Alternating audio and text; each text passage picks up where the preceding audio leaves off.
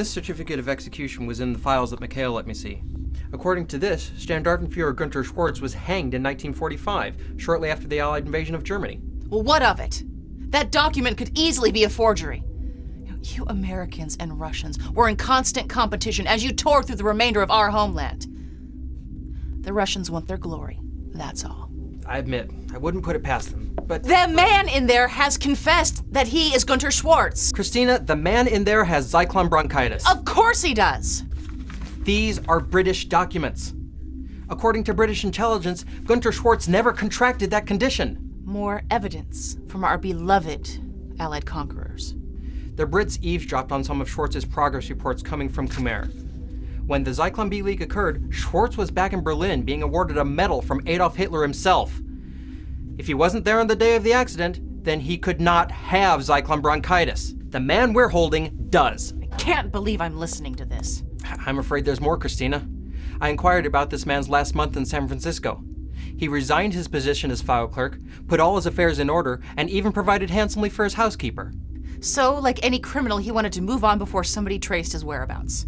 He specifically requested passage on a train that was scheduled to pass through Frankfurt, Germany, right here in Reconstruction headquarters. A rather unusual request for a Nazi war criminal, unless he wanted to be captured. Okay, wait 1 minute. Let's get one thing clear. This evidence raises some interesting questions.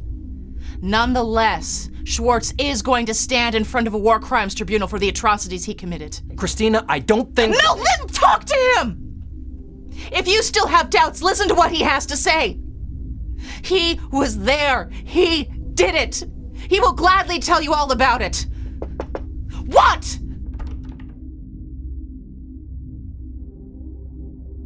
Mr. James, I received and reviewed Johann Schmidt's medical records from San Francisco. And? He's been under treatment for zyklon bronchitis, of course, though his first doctor from the States really did think he had emphysema. Aside from some minor ailments, it's all pretty standard, except for one thing. He's been prescribed massive doses of anti-inflammatories for years now, as well as recuperative skin creams, which are typically used on facial tissue. Since he hasn't suffered any facial injuries, I can only conclude that he's had multiple sessions of plastic surgery.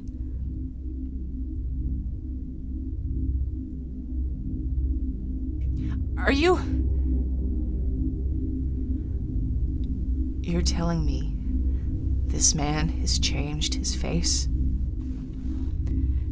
It certainly appears that way.